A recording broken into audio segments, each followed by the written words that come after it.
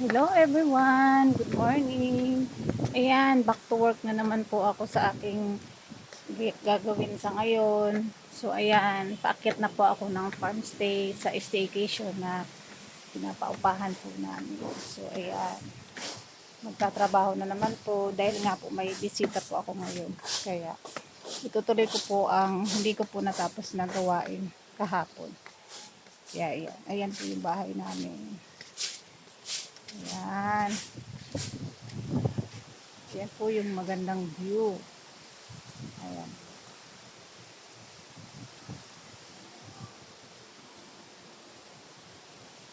Trabaho na naman po ang person kasi mamaya dadating na po sila. Hindi na po ako makakapag